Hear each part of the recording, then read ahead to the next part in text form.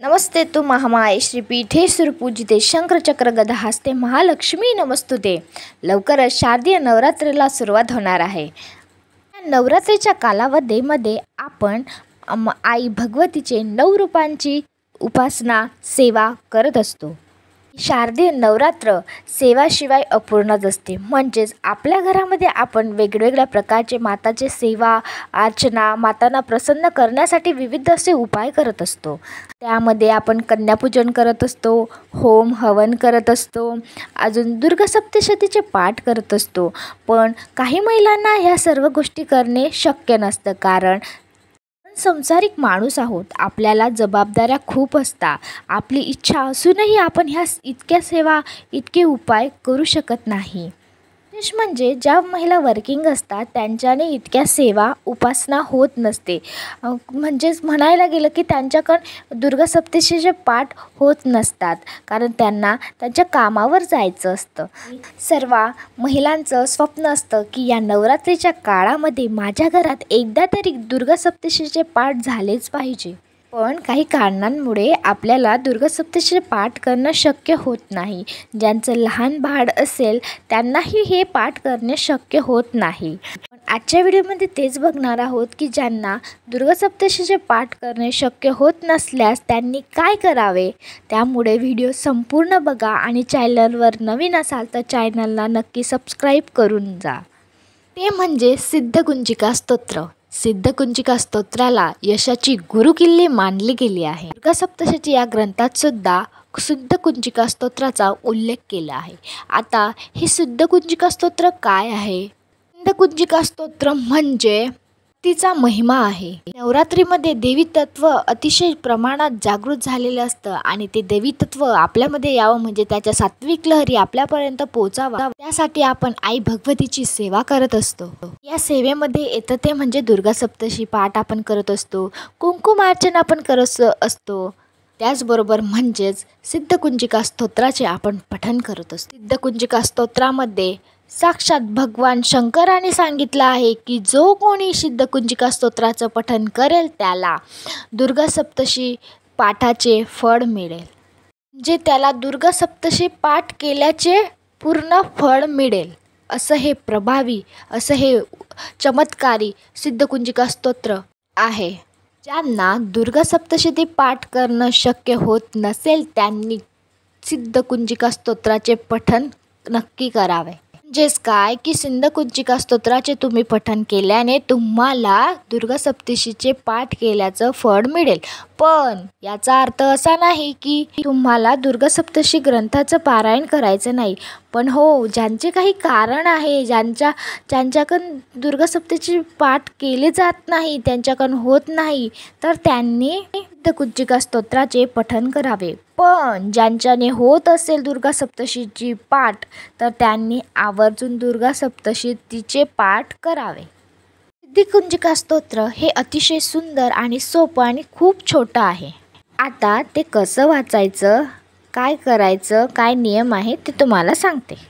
मी सिद्धकुंजिका स्तोत्र या नवरात्रीमध्ये संकल्पयुक्त सुद्धा करू शकता। तुम्ही संकल्पयुक्त म्हणू शकता की मी 1 वेळा करेल, 2 वेळा करेल, 11 वेळा करेल, पण मी तुम्हाला आवर्जून सांगेल की तुम्ही 11 वेळाच करा। 1 वेळा केल्याने आणि 11 वेळा केल्याने खूप फरक पडतो। मला सांगा, तुम्हाला भूक लागली तर तुम्ही एकच घास खाणार का? नाही ना, पूर्ण ताटामध्ये आहे तितकंच फिनिश करणार ना। तसंच या सेवेमध्ये बी तुम्ही एकच वेळा सिद्धकुंजिका स्तोत्र वाचलं तर तुम्हाला कसं बरं दुर्गा सप्तशती पाठाचं फळ मिळेल? अहो, तुम्ही 11 वेळा वाचा, तुम्हाला संपूर्ण दुर्गा सप्तशतीचे पाठ केल्याचं फळ नक्की मिळेल आणि असं सांगितलं आहे सुद्धा। तुम्ही संकल्प करताना आवर्जून 11 वेळा सिद्धकुंजिका स्तोत्र रोज म्हणेल असा संकल्प करावा। नाही की संकल्पच केला पाहिजे, नाही संकल्प केला तरी चालेल। सिद्धकुंजिका स्तोत्र हे तुम्हाला आपल्या नित्यसेवेच्या पुस्तकामध्ये मिळून जाईल, तिथं ते आहे। आणि या सेवेचा असा कुठलाच नियम नाही की साडी घालूनच ही सेवा केली पाहिजे। तुम्ही नाही साडी घातली तरी चालेल, पण मला ब्रह्मचर्याचं पालन करायचं आहे आणि परान्न शक्यतो वर्जच करा। काही कुठले जास्त नियम नाही आहे या सेवेचे. तुम्ही एकदा सिद्धकुंजिका स्तोत्र वाचून तर बघा. अरे इतकं पॉझिटिव्हिटी वाटते, आपल्या अंगामध्ये असं ओरा वाढतो आपला. खूप छान वाटते आपल्याला ते सिद्धकुंजिका स्तोत्र. म्हणजे काय सांगू तुम्हाला, तुम्ही जेव्हा वाचणार ना तेव्हा तुम्ही ते अनुभव करू शकता त्या गोष्टीचा. वेगळी शक्ती आपल्यामध्ये येत असते आणि प्रत्येक स्त्रीमध्ये थोडी ना थोडी काही ना काही शक्ती असतेच आणि ते आपल्याला हे पठण करताना जाणवते. प्रत्येक वेळेस नाही जाणवत, पण कधी ना कधी एक वेळेस जाणवतेच. रोज पठण करत असतील त्यांना नक्कीच हे माहीत असेल. तर हे केव्हापासून सुरू करायचे पाठ? तर तुम्ही जेव्हाही माझा व्हिडिओ बघत असाल तेव्हापासून तुम्ही सुरू करू शकता. असं काही नाही आहे. पहिल्या माळेला सुरू करू शकता तुम्ही, 5व्या माळेपासून सुरू करू शकता तुम्ही, 6व्या माळेपासून सुरू करता. असं काही नाही. जेव्हा तुम्हाला हा व्हिडिओ दिसेल किंवा कोणाचाही तुम्ही व्हिडिओ बघत असाल, ही सेवा नक्की करा. जेवढं जमेल, जसं जमेल तितक्या वेळा तुम्ही हा पाठ नक्की करा. पाठ कोणी पठण करावा? तर पाठ सर्वांनीच पठण करावा. कुलस्त्री, विधवा, अविधवा, सर्वच करू शकता. सर्व स्त्रियांनी हा पाठ पठण करावा. माणूससुद्धा करू शकतो, मुलगा करू शकतो, बाई करू शकते, तुम्ही प्रेग्नंट असाल तुम्ही करू शकता. कोणीच नाही की ती आई भगवतीची सेवा करू शकत नाही. अरे आपण सर्वच आई भगवतीचे लेकरं आहोत. तर आई भगवतीची आपण सर्वजण सेवा करू शकतो. सामूहिक पाठसुद्धा तुम्ही करू शकतात. सिद्धकुंजिका स्तोत्र हे संस्कृतमध्ये आहे. थोडंफार चुकलं बोलताना, थोडं काही चूक झाली आपल्याला, तर आई भगवती आपल्याला काही त्रास नाही देणार किंवा ती आपल्याला काही शिक्षा नाही देणार आहे. 1-2 शब्द चुकला तर मनामध्ये असा काहीच विचार नाही येत की अरे बाबा माझं चुकला. हो, आपली आई आपल्याला कशाला त्रास देईल, कशाला हे करेल. आणि हो, नवरात्रमध्ये तुम्हाला मासिक धर्म जरी आला तरी तुम्ही सिद्धकुंजिका स्तोत्र मोबाईलला लावून देऊ शकतात आणि श्रवण करायचं.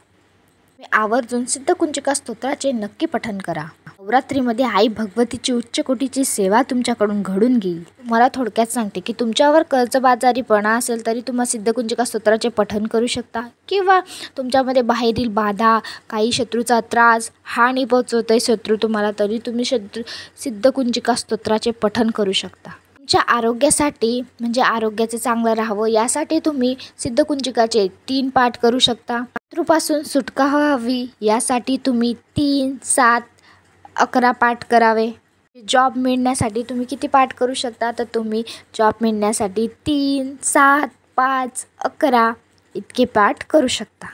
थोडक्यात काय, या संपूर्ण नवरात्रीमध्ये तुमच्याने 3, 5, 7, 11 पाठ म्हणजे तुम्ही करू शकतात. तर या संपूर्ण नवरात्रीमध्ये तुम्ही नक्कीच सिद्धकुंजिका स्तोत्राचे पाठ नक्कीच करा. का एवढं सांगते? कारण हे खूप प्रभावी आहे. आजच्यासाठी फक्त इतकंच. तुम्हाला आजचा व्हिडिओ कसा वाटला मला कमेंट करून नक्की कळवा. चॅनलला सबस्क्राईब केलं नसेल तर चॅनलला नक्की सबस्क्राईब करा, म्हणजेच अशा माहितीपूर्ण व्हिडिओ तुमच्यापर्यंत पोचतील.